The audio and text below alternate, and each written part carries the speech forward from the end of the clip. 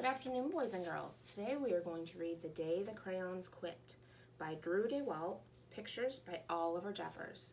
And this is a story about crayons who are upset and they're feeling like they aren't appreciated. The Day the Crayons Quit by Drew DeWalt, pictures by Oliver Jeffers. One day in class, Duncan went to take out his crayons and found a stack of letters with his name on them. To Duncan. Hey Duncan, it's me, Red Crayon. We need to talk. You make me work harder than any of your other crayons. All year long, I wear myself out coloring fire engines, apples, strawberries, and everything else that's red. I even work on holidays. I have to color all the Santas at Christmas and all the hearts on Valentine's Day. I need a rest. Your overworked friend, Red Crayon. Dear Duncan, all right, listen. I love that I'm your favorite crayon for grapes, dragons, and wizards' hats, but it makes me crazy that so much of my gorgeous color goes outside the lines. If you don't start coloring inside the lines soon, I'm going to completely lose it. Your very neat friend, Purple Crayon. Dear Duncan, I'm tired of being called light brown or dark tan because I am neither. I am beige and I am proud. I'm also tired of being second place to Mr. Brown Crayon. It's not fair that Brown gets all the bears, ponies, and puppies, while the only things I get are turkey dinners, if I'm lucky, and wheat. And let's be honest, when was the last time you saw a kid excited about coloring wheat? Your beige friend, Beige Crayon. Duncan, Gray Crayon here. You're killing me. I know you love elephants, and I know that elephants are gray, but that's a lot of space to color in all by myself. And don't even get me started on your rhinos, hippos, and humpback whales. You know how tired I am after handling one of those things? Such big animals. Baby penguins are gray, you know. So are very tiny rocks, pebbles. How about one of those once in a while to give me a break? Your very tired friend, Gray Crayon.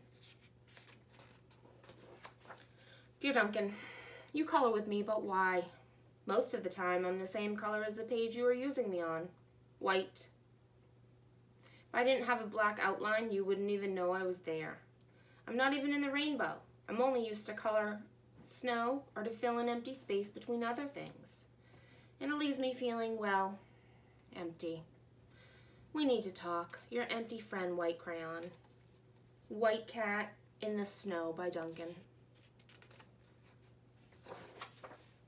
Hi Duncan. I hate being used to draw the outline of things. Things that are colored in by other colors, all of which think they're brighter than me. It's not fair when you use me to draw a nice beach ball and then fill in the colors of the ball with all the other crayons. How about black beach ball sometime? Is that too much to ask? Your friend, Black Crayon. Dear Duncan, as Green Crayon, I am writing for two reasons. One is to say that I like my workloads of crocodiles, trees, dinosaurs, and frogs. I have no problems and wish to congratulate you on a very successful coloring things green career so far. The second reason I write is for my friends, Yellow Crayon and Orange Crayon, who are no longer speaking to each other.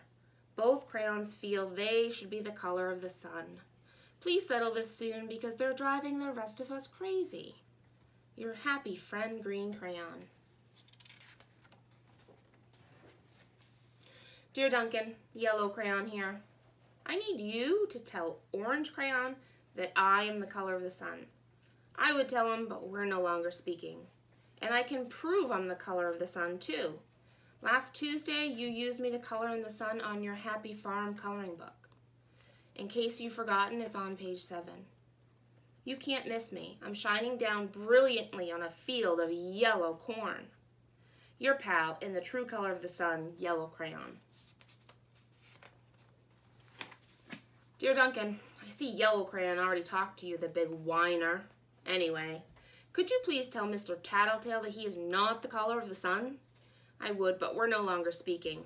We both know I am clearly the color of the sun because, on Thursday, you used me to color the sun on both the Monkey Island and Meet the Zookeeper pages in your Day at the Zoo coloring book. Aren't you glad I'm here? Ha! Your pal in the real color of the sun, orange crayon. Dear Duncan, it's been great being your favorite color this past year, and the year before, and the year before that. I've really enjoyed all the oceans, lakes, rivers, raindrops, rain clouds, and clear skies. But the bad news is that I'm so short and stubby, I can't even see over the railing in the crayon box anymore. I need a break. Your very stubby friend, Blue Crayon. Duncan, okay, listen here, kid. You have not used me once in the past year. Is it because you think I'm a girl's color? Speaking of which, please tell your little sister I said thank you for using me to color in her little princess coloring book.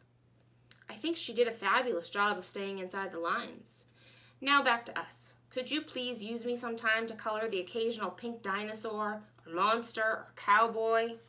Goodness knows they could use a splash of color. Your unused friend, Pink Crayon. Dear Duncan, it's me, Peach Crayon. Why did you peel the paper off me?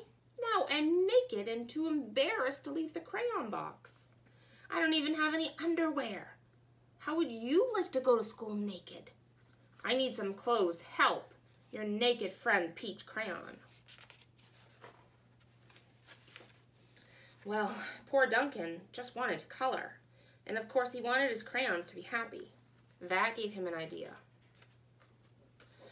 When Duncan showed his teacher his new picture, she gave him an A for coloring. And an A+ for creativity. And the crayons were happy, and that is the day the crayons quit.